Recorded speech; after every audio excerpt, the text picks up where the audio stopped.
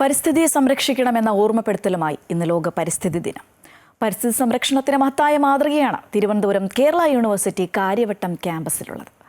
Botany വിഭാഗത്തിന്റെ നേതൃത്വത്തിൽ ക്യാമ്പസിൽ ഒരുക്കിയിരിക്കുന്ന ബയോഡൈവേഴ്സിറ്റി പാർക്ക് നഗരമധ്യത്തിലെ കാനനമാണ്.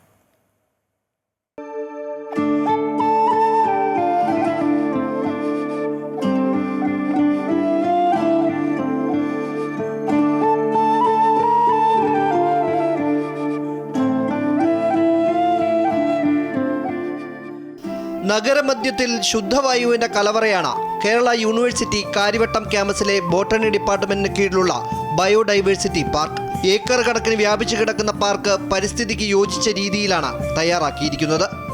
കോവിഡ് സമയത്താണ് കുട്ടികളെ കൂടെ പാർട്ടിസിപ്പേറ്റ് ചെയ്യിപ്പിച്ചുകൊണ്ട് ഒരു അന്യം നിന്ന് പോകുന്ന സസ്യജാലങ്ങളെ നമ്മുടെ ക്യാമ്പസിലുള്ള കൺസർവേറ്ററിയിൽ കൊണ്ടുവന്ന് നട്ടിട്ട് അത് വെച്ചിട്ടൊരു ബയോഡൈവേഴ്സിറ്റി പാർക്ക് എസ്റ്റാബ്ലിഷ് ചെയ്യുക എന്നുള്ളതായിരുന്നു ലക്ഷ്യം.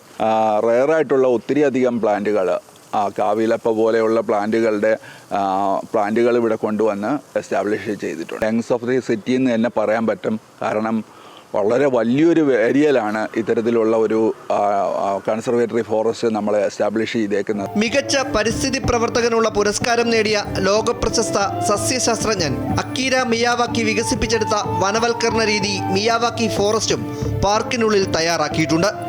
ആൻഡമാൻ നിക്കോബാർ ദ്വീപുകളിലെ സസ്യസമ്പത്തിന്റെ സംരക്ഷണ കേന്ദ്രം കൂടിയായ ഇവിടെ കടൽ കടന്നെത്തിയ സസ്യങ്ങളും മരങ്ങളും യഥേഷ്ടം വളരുകയാണ്. കൂടാതെ ഫലവൃക്ഷങ്ങൾക്ക് പ്രത്യേക വിഭാഗം തന്നെ ഒരുക്കിയിട്ടുണ്ട്. അത് ആൻഡമാനിൽ സുനാമി പീരീഡിൽ പല സസ്യജാലങ്ങളും നശിച്ചു പോയി. ഒരുപാട് ബയോഡൈവേഴ്സിറ്റി ലോസ് ഉണ്ടായിട്ടുണ്ട്. We are very lucky that അതിനു മുമ്പ് തന്നെ അത്തരം പല പ്ലാന്റുകളും നമ്മുടെ കൺസർവേറ്ററിയിൽ കൊണ്ടുവന്ന് നമുക്ക് എസ്റ്റാബ്ലിഷ് ചെയ്യാൻ പറ്റിയിട്ടുണ്ട്. ഇപ്പോൾ അത് നല്ല രീതിയിൽ ഫ്ലറിഷ് ആയിട്ടുണ്ട്. വള്ളികൾ പടർന്ന കാവും കുളവും വ്യൂ പോയിന്റും ഒക്കെയായി പരിസ്ഥിതി സൗഹൃദത്തിന്റെയും സംരക്ഷണത്തിന്റെയും മാതൃക കൂടിയാണ് കാര്യവട്ടം ക്യാമ്പസ്. കാര്യവട്ടം ക്യാമ്പസിലെ 20 ഏക്കറോളം വരുന്ന ബോട്ടണി ഡിപ്പാർട്ട്മെന്റിന്റെ ബയോഡൈവേഴ്സിറ്റി പാർക്ക് നഗരവൽക്കരണത്തിന്റെ ഇക്കാലത്ത് വനവൽക്കരണത്തിന്റെ മറ്റൊരു മാതൃക കൂടിയാണ് ഇത്. ക്യാമറാമാൻ രാജേഷ് താവലോടിനൊപ്പം രജിത് കുമാർ, അമൃത ന്യൂസ്, തിരുവനന്തപുരം.